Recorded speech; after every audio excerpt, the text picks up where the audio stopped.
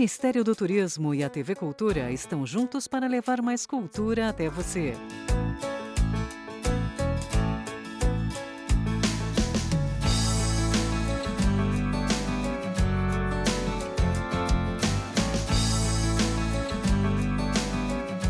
E para você saber mais sobre o universo do audiovisual, convidamos a pesquisadora e gestora cultural Alessandra Meleiro. Bom, olá a todos e a todas. Eu sou Alessandra Meleiro e eu vim participar deste programa da TV Cultura para falar sobre formação, sobre ensino de cinema e audiovisual. Queria começar falando um pouco da minha trajetória, né? Minha trajetória, assim como outras, talvez ela não foi muito linear, né, em termos de formação. Eu sempre gostei muito de exatas, né? E eu acabei me dedicando a estudar, ir para uma graduação num curso de Química na Unicamp. Então, eu me formei em Química e durante esse período eu comecei a fotografar. Eu comecei a perceber que a fotografia tinha muito de Química, né? Na época só se falava em películas analógicas, se fotografava de forma analógica, não digital como hoje. Então, os processos químicos estavam em tudo, né? E da Química eu cheguei na parte estética da fotografia e decidi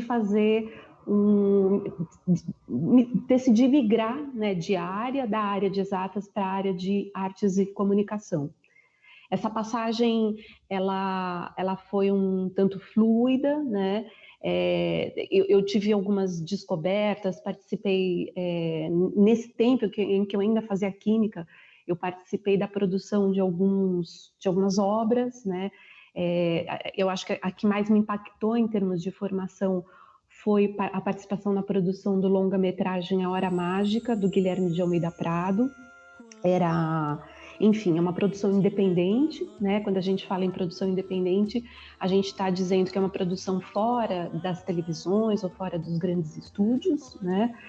E eu pude ver um pouco como é que se faz filmes no país, como é que se levanta recursos para se fazer um filme no país, quais são as dificuldades de se contratar, de se montar uma equipe com poucos recursos, né?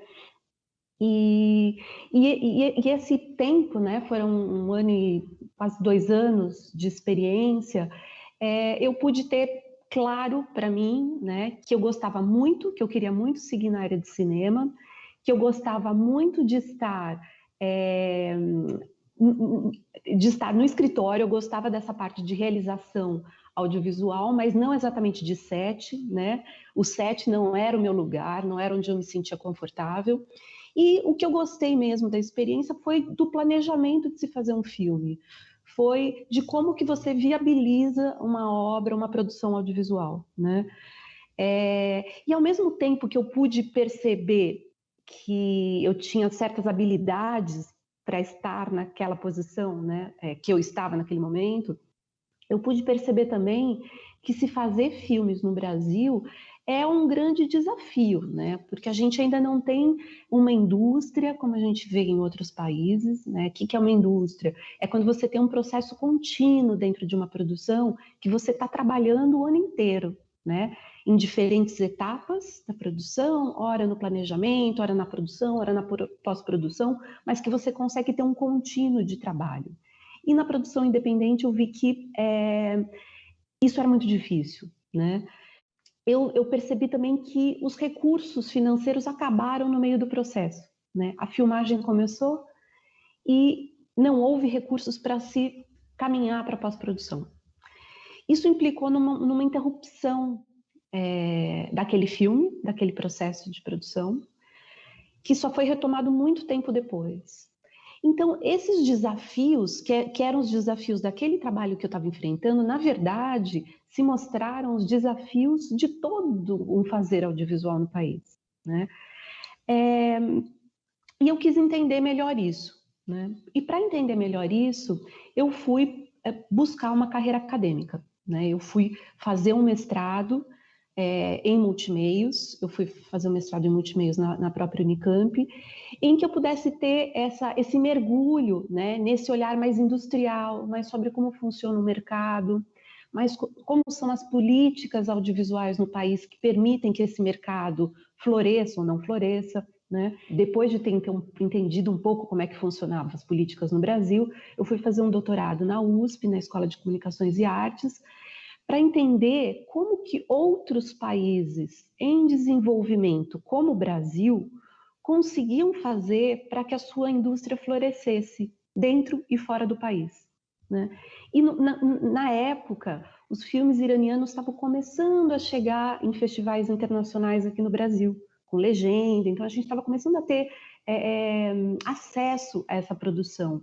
E me intrigou muito o caso Irã, né? Porque é um país pequeno, de dimensões pequenas, né, em comparação ao Brasil, mas que ao mesmo tempo consegue ter uma política pública de apoio à produção interna que faz com que os filmes circulem nos grandes festivais internacionais, com que consigam ser premiados. E naquela época, eu tomei esse como meu objeto de estudo, de pesquisa. Eu fui para o Irã, né, esse doutorado me permitiu fazer uma parte do meu doutorado sanduíche, que eu tive condições de ir com o Irã, conseguir levantar recursos para que isso acontecesse, né, porque esse também é um desafio da vida acadêmica no Brasil. Você tem um apoio que é um apoio financeiro para uma bolsa de estudos, mas, enfim, se o estudo demanda deslocamentos internacionais, você tem que conseguir esses complementos. Eu fiquei 6 meses morando no Irã. Nesse tempo, eu pude entrevistar muita gente, pude entrevistar realizadores, cineastas que estavam no começo de carreira, que hoje já ganharam um Oscar, né? Exemplo do Asghar Farhadi. Na época, eu fui ver um set de filmagem, né? Como é que um país com tantas restrições para a existência, para a própria colocação da mulher no universo profissional, né? Permitia com que mulheres estivessem no set, enfim, quis entender como é que funcionava essas sensibilidades internas da questão do trabalho da mulher e do set de filmagem, como é que eles viabilizavam isso. E pude ver, claro, obviamente, as contradições, né, daquele país. Isso resultou num livro, que foi o livro Novo Cinema Iraniano, foi o resultado do meu doutorado, foi um livro apoiado pela FAPESP, é uma agência de fomento à pesquisa do estado de São Paulo, né? E foi uma experiência muito gratificante, né? E quando eu terminei esse doutorado, né, eu queria ser uma profissional do mercado, de forma integral, ou eu queria seguir uma carreira acadêmica e dentro desse universo de reflexão, de ensino, de projetos de extensão, fazer projetos culturais. E aí, nesse momento, eu decidi que era isso que eu queria, né? Eu queria continuar realizando, continuar fazendo projetos, só que continuar dentro da universidade, né? Continuar escrevendo, dando aulas. Mas nesse momento não tinham muitos concursos abertos e eu fui fazer um pós-doutorado. Eu tive a sorte de fazer um pós-doutorado de 4 anos com bolsa da FAPESP e que me possibilitou uma outra saída do país. Dessa vez eu fui para a Inglaterra, eu fui para Londres e eu queria entender como é que funcionavam as grandes metrópoles, né? Como é que os países desenvolvidos tratavam suas próprias indústrias. E eu tinha um objetivo um tanto quanto ambicioso naquela época, né? Eu queria entender como é que se dava circulação e a viabilização de filmes nos Estados Unidos, na Europa, na Ásia, na África e na América Latina. Quer dizer, era super ambicioso aquele pós-doc. Foi super importante o fato de eu ter ido para Londres, porque eu tive acesso a uma bibliografia que eu não tinha disponível no país, né? Quando eu falo a bibliografia, eu estou falando bibliografia em outras línguas, né? Não estou falando só em português. Então, aqui era muito difícil, demorava para chegar os livros em francês, em inglês. E lá na Universidade de Londres eu tive acesso a uma fonte de referências super vastas, né? Sobre como eram esses mercados, principalmente no Oriente Médio e na Ásia, que era a escola onde eu estava, né? School of Oriental and African Studies. Então, com grande foco em África também. E aí, enfim, esse pós-doc resultou em alguns livros, né? Resultou numa coleção de livros que é a coleção Cinema no Mundo, que aí eu foquei, são 5 livros e cada livro é focado num continente, né? América do Norte, América Latina, Europa, Ásia e África. E, enfim, uma série de publicações que derivaram dessa experiência, né? Em paralelo a essa trajetória acadêmica, eu tive algumas experiências em instituições culturais, né? Que eu trabalhei como gestora cultural, como produtora cultural, no começo, e depois como curadora num outro momento da minha trajetória profissional. Enquanto eu fazia mestrado ainda, eu fui trabalhar no SESC. Eu prestei um concurso o termo que eles usam para a gestão cultural é animação cultural, né? E eu prestei, eu passei, fui muito bem colocada, eu pude escolher a unidade do SESC que eu queria trabalhar, e eu tive um período de 3 meses fazendo programação cultural. Foi uma experiência super interessante, porque eu pude programar para diversos públicos, né? Eu pude fazer projetos culturais para crianças, pude fazer para jovens, pude fazer para um público de terceira idade, promover um espaço, né, que seja um ambiente rico culturalmente, mas que ao mesmo tempo escute esse público, né, essa população, que é a população-alvo do SESC, quais são os seus próprios desejos, né? O que eles querem enquanto práticas culturais, né?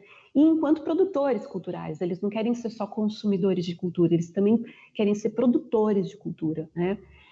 Então, essas pesquisas sobre essas percepções desses hábitos vieram um pouco depois, mas foi uma experiência institucional, né, dentro de uma instituição, que foi bastante importante assim, para a minha trajetória. E para eu saber também o que eu não queria, né? Eu não queria estar dentro de uma instituição trabalhando como gestora, eu queria estar trabalhando ao lado dessa instituição. E foi mais ou menos nessa época que eu resolvi fundar, e foi na minha volta de Londres também, que eu resolvi fundar uma entidade sem fins lucrativos, né? Que na época nós demos um grupo que fundou, né, um grupo de diretores fundou, deu o nome de Iniciativa Cultural Instituto das Indústrias Criativas. Por que indústrias criativas? Porque em 2007, quando ele foi fundado, se falava muito isso na Inglaterra, né? Se falava tanto que naquela época já existia o Ministério das Indústrias Criativas lá, né? Então, a Inglaterra está vivendo um momento de transição, viveu um momento de transição que ela deixou de ser industrial, né, para ser pós-industrial, quer dizer, como é que um país vai ter a sua sustentabilidade no momento em que a economia e as commodities mudaram, né? E as commodities mudaram para os produtos, né, que os países produzem, mudaram para um novo momento da sociedade, né, que é a sociedade do conhecimento. E nessa sociedade do conhecimento, a sociedade da informação, o valor não está exatamente na commodity material, mas está nas coisas intangíveis, né, como a economia criativa, que aí a economia criativa abrange uma série de áreas, né, inclusive design, arquitetura, o cinema, a moda, a música, o teatro, a dança, enfim, o artesanato. Então, esse grande escopo das indústrias criativas, que era esse universo que o governo britânico consolidou e lançou para o mundo, né, outros países começaram a absorver esse discurso. E aí eu comecei a fazer, eu e um grupo de pessoas que me acompanhavam nessa jornada do Iniciativa Cultural, começamos a fazer uma série de projetos em parceria, né, com os SESCs. Então, a gente fez mostras. Então, ao mesmo tempo que eu fazia um estudo de doutorado, eu queria fazer uma mostra sobre cinema iraniano, né? Era um subproduto daquela pesquisa, e aí eu fazia essa mostra de cinema iraniano por essa ONG, né? Com o apoio de outras organizações, como, por exemplo, o SESC. Comecei a fazer parcerias com o Itaú Cultural, parcerias que eu faço até hoje como curadora, como curadora de ciclos, de conferências, de publicações, dentro de um observatório, né, que existe um observatório de cultura lá dentro do Itaú Cultural. E nesses encontros de cinema do Itaú Cultural, a gente resolveu focar em gestão do audiovisual. Por que gestão do audiovisual? Porque nos cursos que existem no Brasil, houve um grande boom, né, no aumento de cursos de graduação, de 300% nos últimos 13 anos. A gente tem cursos bacharelados, tecnológicos e apenas uma licenciatura em cinema e audiovisual. E aí, em uma grande pesquisa que foi feita dentro do Forcine, nós vimos que assim, a maior parte desses cursos estão na região Sudeste, num segundo momento na região Nordeste e alguns outros espalhados pelo país, né? A gente está falando aí em cursos de instituições públicas e instituições privadas, né? De cursos superiores. A grande maioria, né, desses cursos são presenciais, eles não são na modalidade à distância, né? Então, para esses cursos houve uma grande mudança nesses últimos 2 anos, né, em termos de didática. Por quê? Porque esses cursos têm práticas específicas na área de som, na área de imagem, né, que inclui fotografia em movimento, montagem, que é lidar direto com equipamentos, roteiro, enfim, são outras disciplinas mais práticas, mas que as escolas tiveram que se adaptar nessa época de pandemia para se reinventar em cursos à distância, né? Mas a realidade é que a grande maioria desses 80 e poucos cursos de graduação no país são cursos presenciais, né? Como eu disse, muitos estão na região Sudeste, mas nós temos outros bons cursos em localidades muito distintas, como a gente tem um ótimo curso na Universidade Federal do Pará, um ótimo curso no outro extremo do Brasil, que é a Universidade Federal de Pelotas, que tem um curso de audiovisual e um curso de bacharelado em animação. Em Pernambuco, na Bahia, no recôncavo da Bahia, né, um curso muito jovem, um curso público, numa escola pública, mas que cuja produção audiovisual acadêmica vem se destacando no conjunto das obras universitárias. Um grande desafio que esses aproximadamente 1.400 alunos egressos, né, desses cursos eles têm pouca carga prática nos cursos, né? Então, a carga teórica, numa pesquisa que nós fizemos no Forcine, é em torno de 60% a 70% dos cursos, e a parte prática acaba sendo de 30% a 40%, né? E dentro dessa parte prática, um aspecto muito importante para a formação desses jovens são os estágios, né? Porque vários dos cursos têm estágios obrigatórios. Então, você tem que cumprir aquelas horas, não em disciplinas, mas sim no mercado de trabalho. E é nesse momento em que o aluno se vê obrigado, né, é uma disciplina obrigatória, a ter que se lançar no mercado de trabalho, é que ele tem que deslumbrar em que ele vai querer trabalhar. Ele vai querer trabalhar na produção audiovisual ou não, necessariamente. O universo é maior que esse, ele pode trabalhar com distribuição do audiovisual. A gente tem várias distribuidoras hoje no país, tanto nacionais quanto internacionais, e distribuição é uma área que precisa ser fortalecida no nosso país, ou seja, precisa de mais gente dedicada, né? Ou ele pode trabalhar no ramo da exibição cinematográfica, trabalhar como programador de salas de cinema, dentro de instituições culturais, de salas de cinema de grandes conglomerados, de pequenas salas de rua, enfim, de plataformas de streaming, né? Já vinha numa ascensão esse consumo do audiovisual através dessas plataformas e que a pandemia só veio acentuar essa forma de consumo, né? E, ao mesmo tempo, a disponibilização de novas plataformas para o Brasil. Então, o Brasil hoje conta com inúmeras plataformas, né? Tanto brasileiras quanto internacionais. Algumas são plataformas de exibição e outras são também de exibição e de produção. E também a gente não pode esquecer da pós-produção, né? Que é uma área sempre muito, muito de bastidor, muito, muito atrás das câmeras, mas que é onde acontecem a montagem, a mixagem, a colorização, né? E hoje você tem pós-produtoras, e no Brasil essas pós-produtoras estão mais centradas, né, na região sudeste, Rio e São Paulo, apesar de existirem outras menores, e essas pós-produtoras têm muita demanda de mão de obra, né?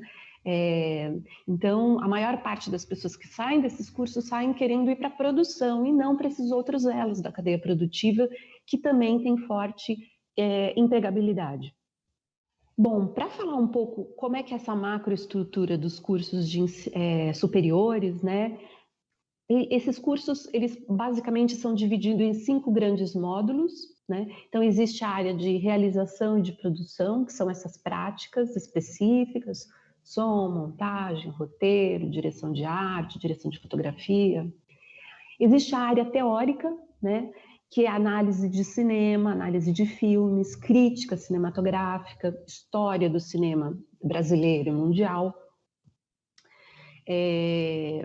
Existe um terceiro eixo, que é o eixo de linguagens, o eixo de economia e política, né? Que é isso? Olha, essa área artística, essa área criativa, ela precisa ser gerida por alguém, né? Então, qual que é essa economia de audiovisual? Quanto que o audiovisual gera de empregabilidade num país ou no mundo? Quantas empresas existem, produtoras e estúdios atuando? Quantas pessoas essas empresas empregam? Né? Esses estúdios nacionais, eles exportam? Então, é para entender esse universo mais macro, né, da macroeconomia dessa área, que é uma área criativa, mas que também é uma área econômica, né?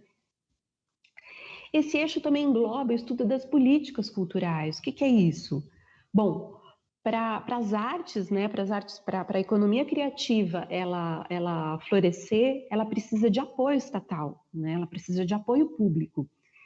E esse apoio público ele funciona através de ferramentas como editais, por exemplo, ou como leis de incentivo à cultura. Né? Alguém tem que fazer a gestão dessas políticas da cultura, dessas políticas do audiovisual, para que haja esse filme sendo feito, que haja essas equipes trabalhando, para que haja essa economia girando. Né? E um quinto eixo é o eixo das artes e humanidades. E é onde você estudar direção de arte, vai se estudar a teoria da comunicação e outras disciplinas.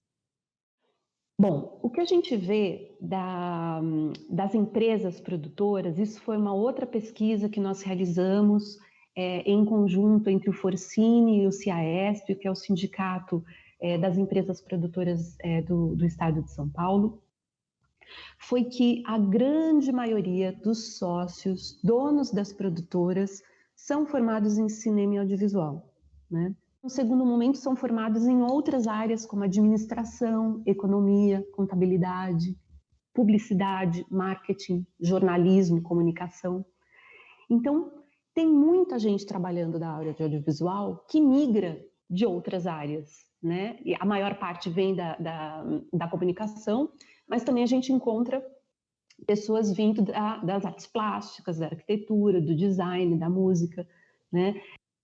Eu estou falando um pouco de cursos superiores, mas não existem só esse tipo de formação no país, né? O país também oferece cursos gratuitos,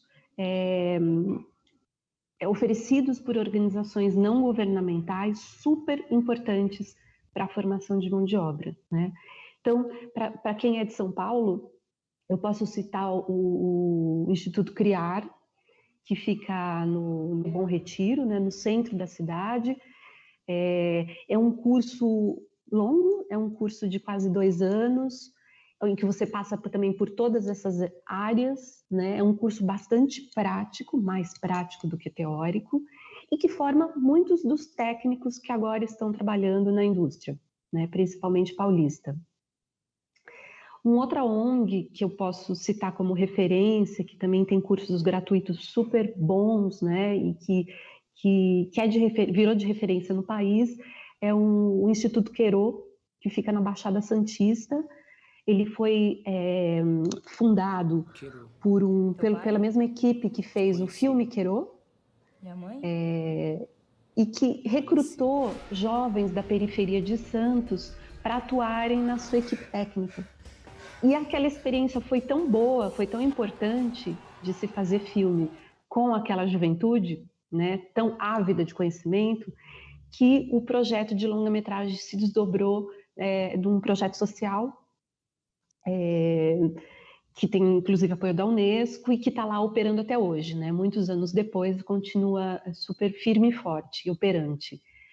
Então, eu acho que também fica aí uma dica para quem quiser uma formação que não seja uma formação em ensino superior.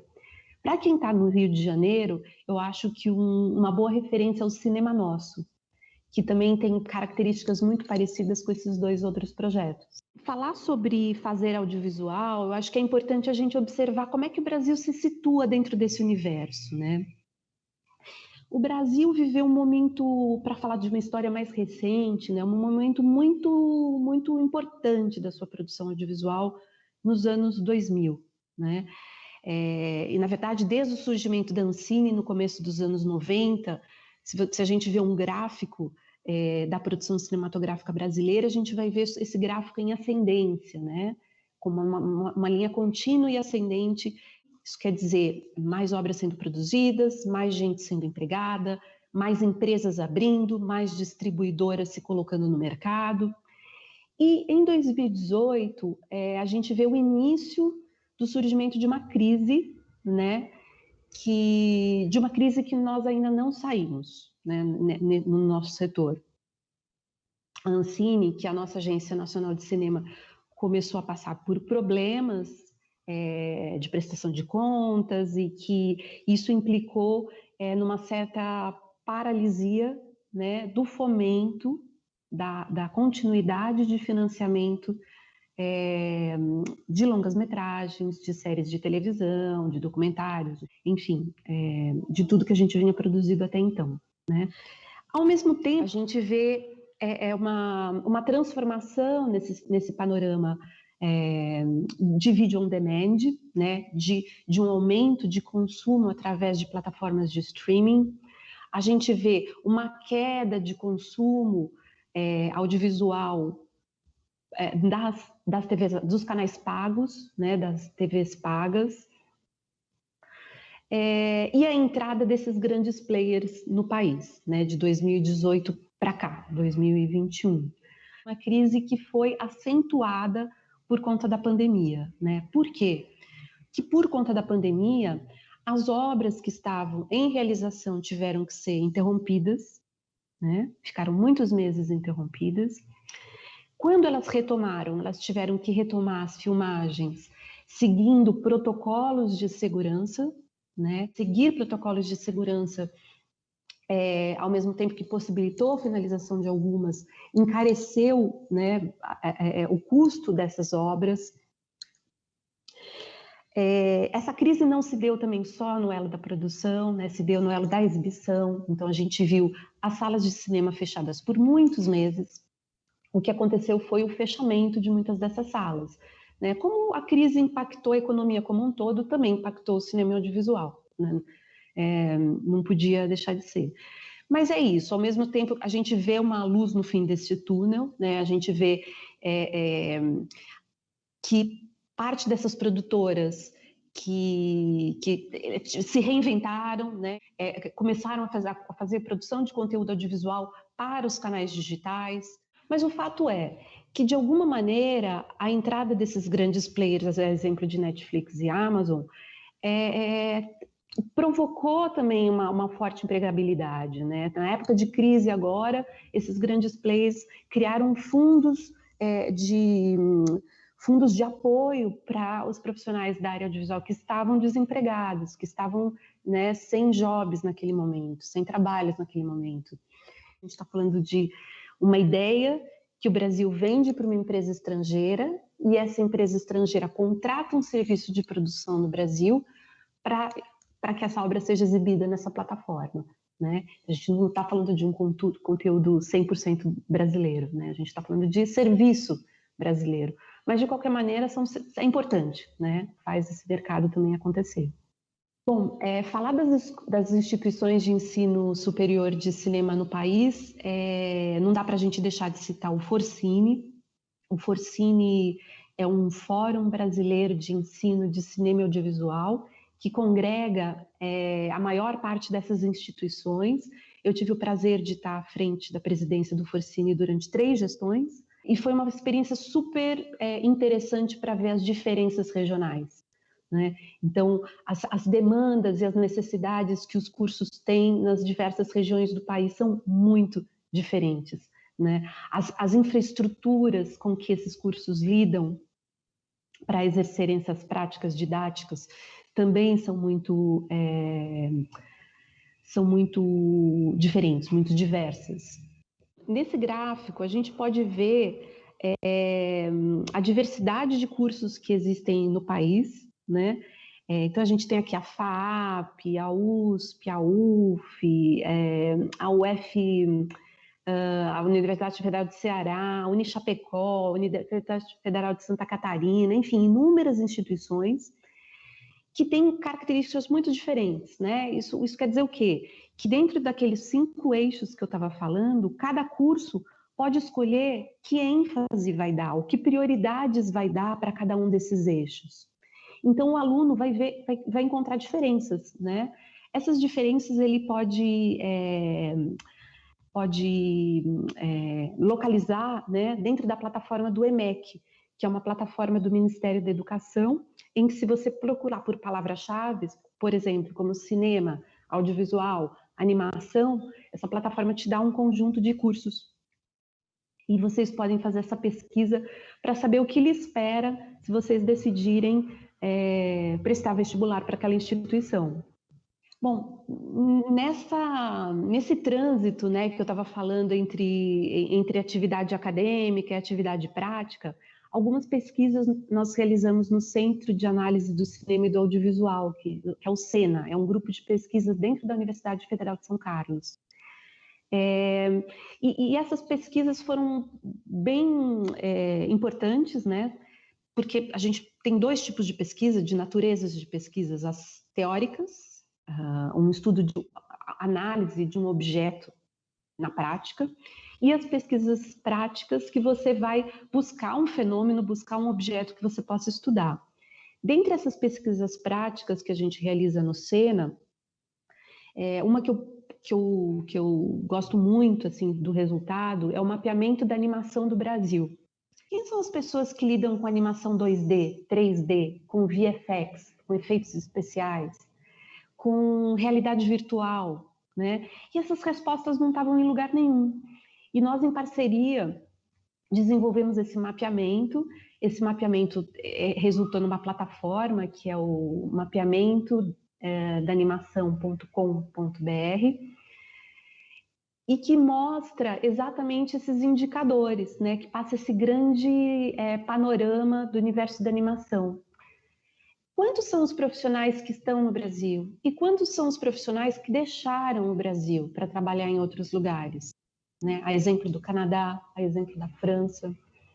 Então, dentro desse grande panorama, nós também, do mapeamento da animação, a gente também procura identificar onde é que estão os cursos de animação? E onde é que estão as produtoras e os estúdios de animação? Será que esses cursos conseguem ofertar a mão de obra necessária para essas empresas? E a gente descobriu que não, que essas empresas tinham demandas de mão de obra que não eram supridas. No SENA também, nós fizemos algumas pesquisas transnacionais, né, sobre cinema. O que quer dizer isso? Eu vou citar 2 só para exemplificar. Uma pesquisa foi realizada com a Universidade de Leeds, na Inglaterra, sobre cinema e soft power. Essa pesquisa ela resultou nesse livro e ela procurou entender como é que, principalmente os países dos BRICS, né? O Brasil, a Rússia, a Índia, a China e a África do Sul, esses países constroem políticas para fazer com que esses filmes cheguem, com que essas mensagens e essas imagens nacionais consigam promover de alguma forma o país com suas soft skills, com suas habilidades que não são as hards, né? Que não é o poder militar, mas que é a cultura. Por isso que se fala em soft power. Então foi muito interessante porque foi uma pesquisa internacional. O nosso lado da pesquisa, né? Tinham pesquisadores de todos esses países envolvidos. Nós, enquanto brasileiros, tivemos a missão, né? A tarefa de tentar traçar nos últimos 30 anos como é que os outros países nos viam através do cinema e dos programas televisivos que chegavam nesses países, né? E a gente viu que a gente passou por diversos momentos, né? Teve momentos em que o país era identificado como Cristo Redentor, né? Essa imagem é muito forte, mas quase como Cristo Redentor, quase como um foguete subindo para o céu. O país estava num momento super efervescente do ponto de vista do boom econômico, né? Estava muito bem colocado internacionalmente do ponto de vista de relações internacionais, com obras brasileiras circulando em grandes festivais do mundo. E a gente percebeu, como eu falei um pouquinho, né, anteriormente, desde 2018, como que essa política, esse tratamento, né, de se fazer, essa construção da imagem do Brasil no exterior, ela passou por uma queda, né, muito acentuada, até a gente hoje está sendo, enfim, as nossas produções estão paralisadas, então a gente não está conseguindo mais lançar obras, né, no ano de 2020, no ano de 2021, então a gente está num momento de paralisia, digamos assim, né? Onde as únicas imagens que chegam no Brasil não são através do cinema e da televisão, são através do jornalismo, né? Então, em termos de soft power, de projeção de imagem internacional, a gente não está num bom momento. Bom, espero ter dado uma contribuição para vocês conhecerem um pouco mais sobre o que se pensa e o que se faz de ensino de cinema no país. Queria dizer que igualmente importantes são os conhecimentos técnicos e um embasamento cultural que você ganha, né, seja através da prática e da teoria dentro do universo da universidade. Uma vez eu ouvi uma colorista argentina que está atuando no Brasil falando uma coisa muito interessante. Ela estava falando sobre a trajetória dela. Ela foi a colorista dos filmes da Lucrécia Martel, né, que é uma argentina que tem muita projeção internacional, e ela disse que ela foi trabalhar numa área super técnica de pós-produção, que é a colorimetria, mas ela vinha da história da arte, ela vinha de uma área de muito conhecimento, né, que ela tinha muita referência visual, né, audiovisual. E só depois de ter muito conhecimento audiovisual e dessas referências, é que ela foi buscar entender como é que se operava aquele monte de botões e aquela ilha tão gigante, né? Então, e operando um software de muitos milhões de dólares. Então, essas duas questões, elas andam muito juntas, né? A técnica e esse embasamento e esses referenciais mais teóricos de linguagem e da área de humanidades, né? Então, eu acho que os cursos não trazem de forma muito balanceada esses dois aspectos, né? É muito importante que, se você quiser vir a trilhar por essa carreira, você, de fato, né, seja empreendedor de você mesmo e que parta a buscar experiências práticas nesse universo super gigantesco que já está aí mapeado, né? Que você já encontra hoje aí mapeado para buscar essas produtoras, conversar com essas produtoras ou com esses distribuidores e exibidores.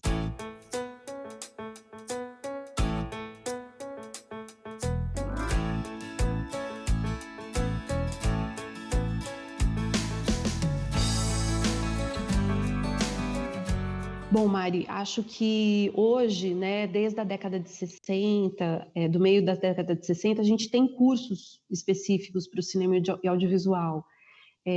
Até a década de 60 não existiam esses cursos, então quem queria trabalhar nessas áreas tinham que se lançar, né, como práticos e aprender no próprio decorrer do ofício o fazer daquela profissão, né? Hoje a gente já tem esses cursos superiores que encurtam esse caminho, digamos assim, né? Que te oferecem um embasamento que só a prática também não te traz, né? Que consegue te dar uma amplitude de visão de mundo, e que você possa pensar sobre o seu fazer também, né? Eu acho que esses cursos são fundamentais para o desenvolvimento da nossa área de comunicação e de cinema, para falar a verdade.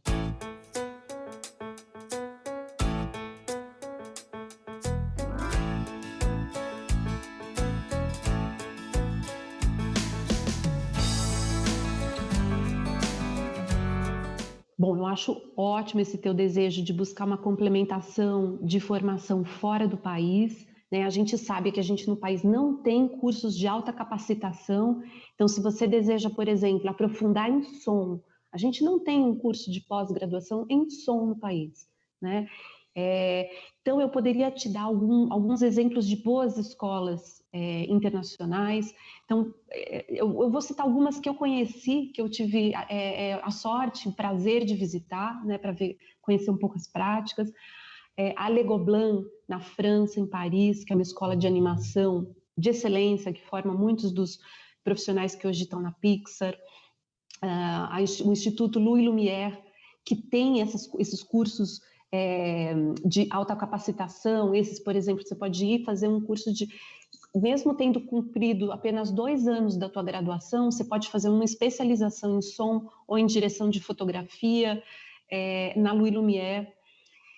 Você tem vários na Alemanha, né, bons cursos na Alemanha. Se a gente pensar em América Latina, você tem a Escola de Cinema de Cuba, que também oferece uma excelente formação complementar ao seu curso de bacharelado. E eu acho que você tem que estar ligado. Recentemente, a Embaixada da Alemanha lançou uma plataforma super interessante, compilando várias possibilidades de bolsas, onde você consegue, você pode aplicar, né? Submeter a sua aplicação para estudar, fazer uma complementação de estudos fora com uma bolsa integralmente paga. E várias dessas bolsas são para estudantes latino-americanos, né? Então é uma questão de você de verdade verificar quais são os prazos de aplicação, quais são as documentações que você tem que apresentar. Muito provavelmente você vai ter que dominar a língua do país onde você vai estar indo, né? Quer dizer, se você quer fazer um curso na França, você vai ter que dominar o francês.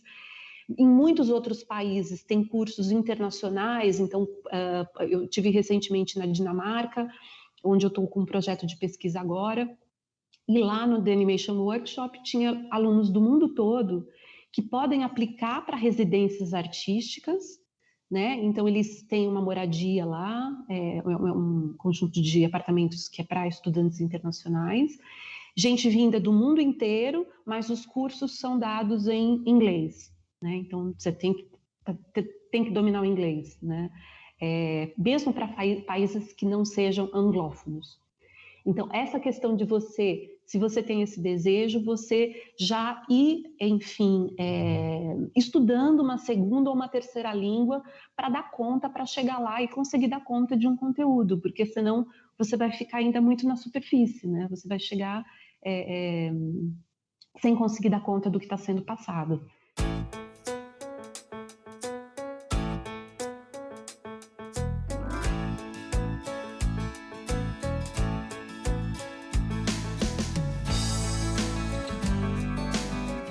Evelyn, eu acho que os cursos de narrativa, de storytelling, eles te passam ferramentas importantes para você conseguir descrever quem são os seus personagens, para você conseguir traçar qual o universo da tua história, qual é esse cenário em que esse universo se transcorre.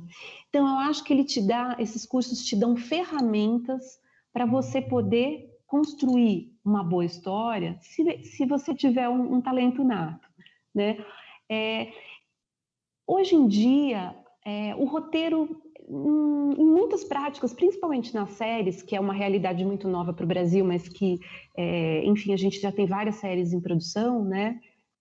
Que uma prática importante vem sendo as salas de roteiristas, né? Então, você não tem um talento roteirista, você tem um conjunto de talentos de roteiro, né, na área de roteiro, que compartilham insights e brainstormings para a criação desses universos narrativos, né? Então, essa prática de desenvolvimento de roteiro, ela deixou de ser um exercício isolado para ser um exercício coletivo, né? Com esses novos formatos televisivos também de ficção. Então, acho que talento é um ingrediente, mas só o talento sem a ferramenta também não vai ajudar muito.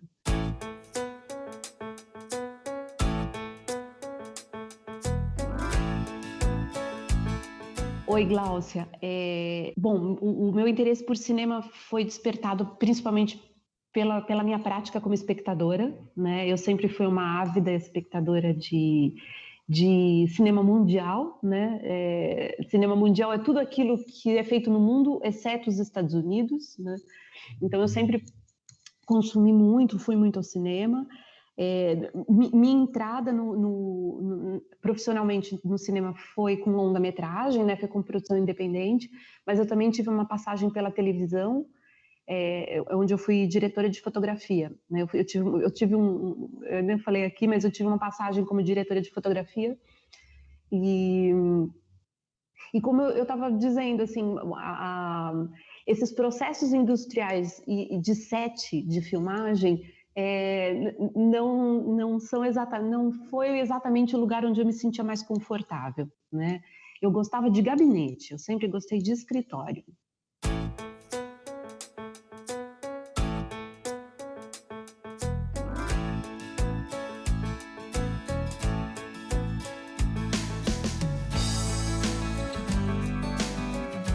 Bom, a gestão da cultura, ela é absolutamente importante, né? A gente sabe para que, enfim, as obras aconteçam, para que os projetos floresçam. Infelizmente, a gestão ainda é uma área negligenciada na formação, né? A gente tem pesquisas que mostram que apenas uma pequena parte, menos de 10% do projeto pedagógico dos cursos englobam a questão da gestão. Ou seja, esses produtores, sócios de produtoras que têm que fazer a gestão das suas próprias empresas, eles não têm a menor skill, eles não têm a menor formação para ter que lidar com esse trabalho, para ter que lidar com finanças, com legislação, com controle de fluxo de caixas, com questões trabalhistas. Enfim, e mesmo com políticas públicas, né, de entender como é que são esses meandros das políticas públicas. Então, eu acho que enfim, muito por conta dessa questão que nós criamos esse curso de pós-graduação Gestão em Negócios de Animação e o curso na Fundação Getúlio Vargas Gestão de Negócios Audiovisuais, né, exatamente buscando suprir essa demanda que existe desses profissionais que estão aí tendo que lidar, tendo que empreender com a sua própria empresa, né?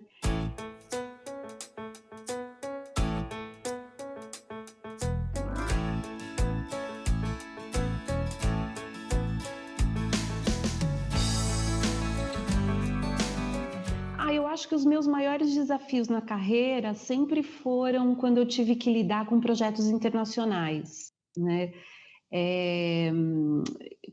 Com esse projeto agora da Dinamarca, é um projeto, vou falar um pouquinho dele, é um projeto que o governo dinamarquês está custeando, um projeto de pesquisa, para entender a produção televisiva dinamarquesa da TV pública, né? A Dinamarca tem uma TV pública que ela chama DR, que é uma espécie de BBC, né, o equivalente à BBC de Londres, E eles têm um conteúdo, uma produção de conteúdo televisivo de ficção, né, séries, muito forte, e que são vendidas para muitos países.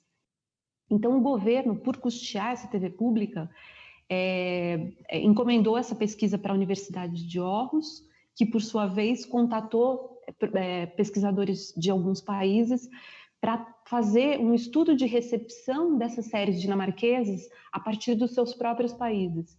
Então, eu tive que fazer um estudo de recepção aqui no Brasil, aí tem alguém na Turquia fazendo esse estudo, tem alguém nos Estados Unidos, na Alemanha, no Japão. Então, foi um desafio grande para a gente, primeiro, né, identificar quem são os compradores dessas séries televisivas dinamarquesas que passam nos canais brasileiros ou nas plataformas de streaming. Identificar quem que é esse público, quem que são esses fãs que consomem essas séries. Né? E a gente viu que, né, na verdade, quando a gente começou a conversar, a buscar as pessoas mal sabiam que era um produto nórdico. Onde é a Escandinávia? Né? Não sabiam nem identificar geograficamente esse país. E, ao final, o conjunto dessas pesquisas de recepção dessas séries resultou num livro, que é esse livro aqui, The Global Audience of Danish Television Drama. Então, foi uma grande pesquisa internacional comparativa sobre indústria, né? É uma pesquisa que eu jamais poderia fazer se eu pensasse só em produto brasileiro, né? Porque aqui no Brasil, a gente não tem muito esse estímulo para ter um orçamento de pesquisa mais grandioso que a gente possa convidar pessoas de outros países para participar, né? Que seja uma pesquisa nossa, com tema nosso, e convide outros países. Mas foi importante para eu ver das dificuldades, né, de padronização, de metodologia entre todos os países e tal, como é que se trabalha de forma em equipes internacionais, né? Então, para mim, esse foi um desafio que não me fez querer desistir, muito pelo contrário, foi um desafio que me permitiu que eu quisesse ter mais experiências como essa, né? Eu gostei, esse desafio foi algo que me tirou da zona de conforto.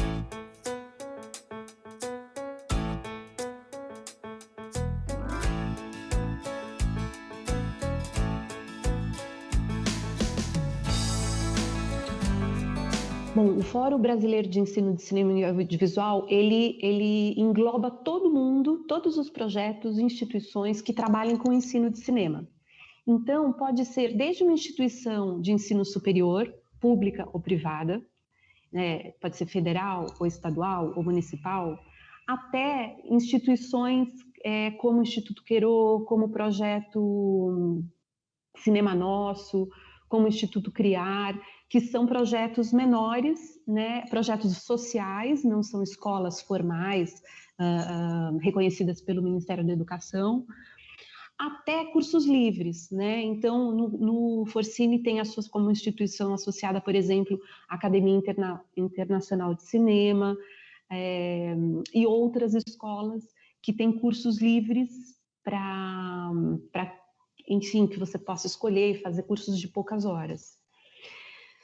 Eu acho que a grande vantagem de se fazer parte do fórum são exatamente essas práticas pedagógicas que são feitas ao longo do ano, né? O fórum tem um grande congresso que acontece uma vez por ano, onde as redes docentes se encontram, então docentes da área de produção, docentes da área de montagem, e conversam sobre suas práticas e até resultam em projetos novos, né, em coproduções entre as escolas.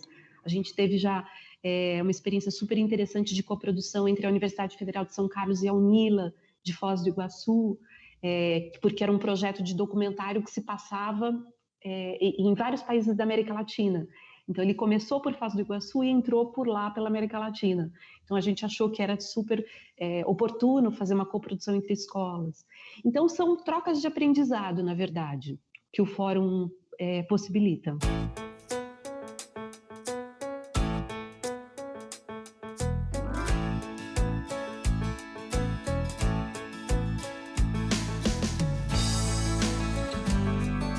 Eu acho que uma boa dica, se você quer se aproximar do universo do audiovisual, primeiro, Identifica quais são as obras que você consome, brasileiras, né? Quem é que é a produtora que está desenvolvendo essas obras? Que outras obras que elas fazem, que essa produtora faz que te interessa? Porque se você identifica um grupo de pessoas, né, que está trabalhando de forma afinada com a sua visão de mundo, ou com o que você almeja do ponto de vista estético, muito possivelmente você pode se aproximar dela como um assistente, como um estagiário, e a partir dessa aproximação, identificar qual que é teu lugar dentro daquele universo, né? Para poder começar a ter um início de carreira. Bom, queria agradecer essa oportunidade da TV Cultura que me propiciou, né, de estar aqui conversando um pouquinho sobre minha carreira, compartilhando um pouquinho dessa trajetória que não foi tão linear, que foi muito tortuosa, mas que no fim das contas eu acho que os caminhos, como diz aquela frase, caminante não hay camino, se hace el camino al andar. E é isso, eu acho que o caminho profissional se faz ao caminhar, né? Não existe uma trajetória pré-determinada. Então inicia, que eu acho que não vai ter erro, vai dar tudo certo. Onde estiver, leve cultura com você.